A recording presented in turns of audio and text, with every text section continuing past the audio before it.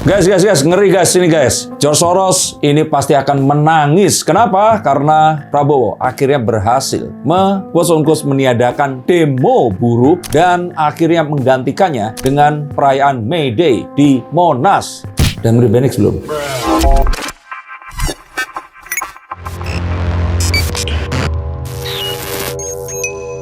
Halo Sensikers, kembali berjumpa bersama saya, Denny Darko. Tidak ada yang namanya misteri, yang ada adalah tanda-tanda yang kita semua coba untuk mengerti. Seperti dilansir di banyak media massa dan juga sosial media massa liaraan Soros. Benix gitu ngomongnya kan. Kita tahu bahwa akhirnya dipindahkan dari gedung MPR DPR ke Monas. Dan banyak yang marah-marah dan mengapa ini membuat George Soros menangis dan mengapa ini menjadi sebuah hal yang penting dan monumental. Tidak hanya ini adalah kali pertama setelah lebih dari 60 tahun. Akhirnya seorang presiden hadir di tengah demo buruh. Apa aja yang bisa kita lihat dari sini? Mari kita bahas.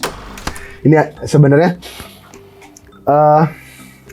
kesuksesan Prabowo ini skalanya nasional ya. Kalau Pak Jokowi internasional bahkan. Kalau Pak Jokowi berhasil mindahin pasar, Pak Prabowo berhasil mindahin demo buruh dari depan gedung MPR DPR ke Monas. Dan walaupun demo ini tetap mengusung adanya tuntutan dan nggak masalah kata Pak Prabowo akan hadir di situ, tapi juga disuguhi juga hiburan-hiburan rakyat lah dengan musik-musik.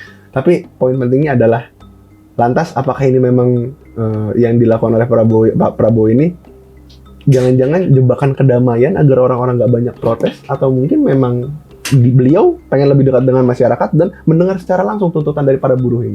Itulah bagaimana George Soros mempengaruhi dan meracuni pikiran kita sehingga kedamaian aja dikatakan sebagai sebuah jebakan. Kita tahu bahwa kedamaian ini sesuatu yang mahal dan kestabilan kedamaian itu sebenarnya adalah sesuatu yang kita inginkan selama ini. Terakhir terjadi saat Orde Baru. Betul ada korupsi di mana-mana, tetapi semuanya ini serba stabil. Apakah saya ingin kembali? Enggak, sama sekali. Sedetik pun tidak. Tapi stabilitasnya ini saya rindukan. Bagaimana semuanya itu pasti, tenang, order. Kita tahu apa yang akan terjadi hari ini. Jika kita lakukan A, maka besok akan B, lusa akan C, dan berikutnya. Tapi sekarang semuanya penuh ketidakpastian. Ini karena apa? Karena adanya antek-antek asing, dan betul ini bukan sesuatu karena saya termul atau apapun, karena ini jelas adanya antek asing yang berusaha untuk mendelegitimasi pemerintahan agar apapun ini bisa digoreng-goreng dan diisu-isukan atau diviralkan dengan kebutuhan mereka. Saat mereka ingin serok saham-saham lokal, maka yang dilakukan adalah menyasar IHSG. Saat mereka ingin menggantikan rezim, ya mereka mempersenjatai anak-anak muda dengan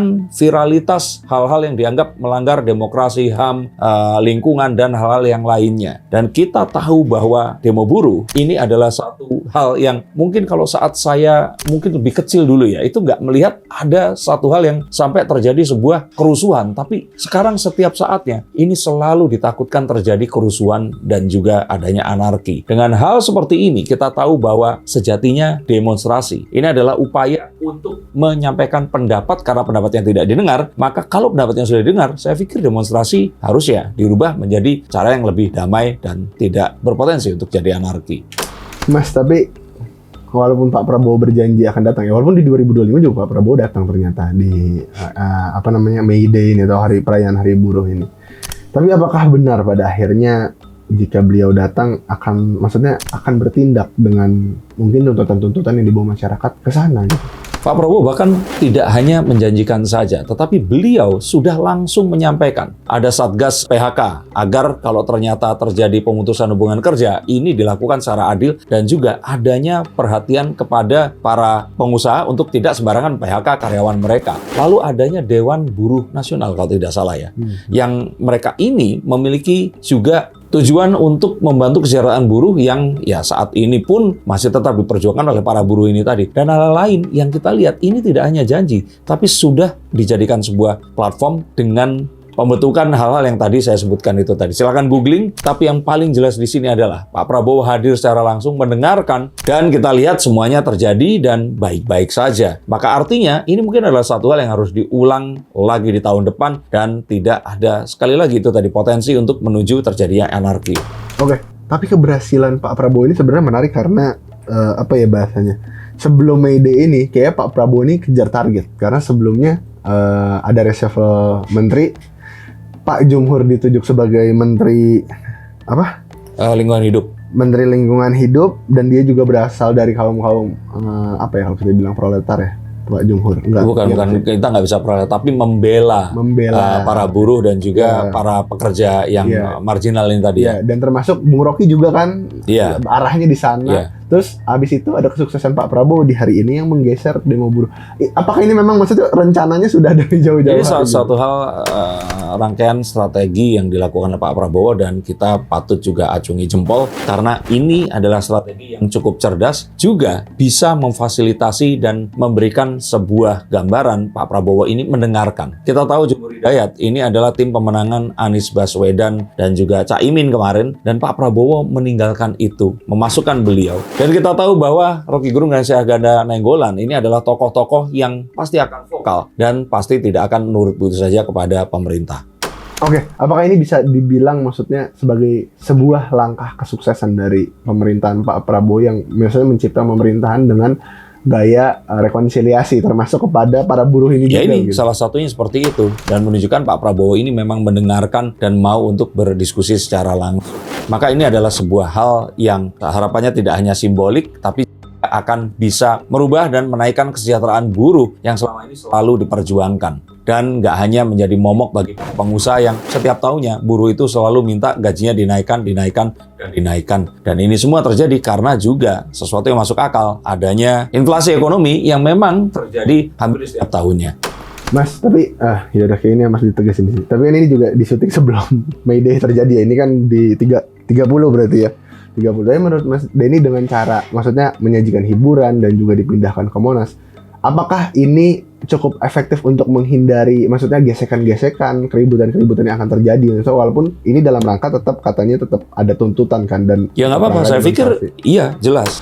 Karena kan sejatinya kita, kalau saya pribadi ya, menganggap bahwa hal-hal yang sifat terlalu protes pada pemerintah, oke lah, mungkin ada yang berpendapat ini sebagai sebuah mekanisme kontrol. Tetapi saya tetap merasa bahwa hal-hal yang men-trigger atau sangat berpotensi terjadinya anarkis hanya demi menjunjung nilai-nilai yang ditanamkan dari luar negeri tanpa memperhatikan nilai Indonesia yang sesungguhnya, ini adalah satu rutinitas atau hal yang patutnya harus dicoba untuk dievaluasi. Dan kalau ini ternyata berhasil mengarahkan ke arah yang sesungguhnya, di mana para buruh ini lebih didengarkan dan memang jelas ada sebuah perubahan di setiap tahunnya untuk menjadi lebih baik, ya ini harus dijadikan sebuah contoh yang mungkin akan bisa ditiru oleh buruh-buruh di negara yang lainnya. Tapi sebenarnya ini juga bisa digoreng lagi, Mas. Maksudnya pun digoreng kayak lagi efisiensi malah bikin acara sebesar itu untuk... Kalau saya pikir enggak ya, karena yang bikin acara ini buruh. Buruh pasti nggak akan merasa seperti itu. Dan kalau iya, pasti akan digeruduk sama buruh itu sendiri.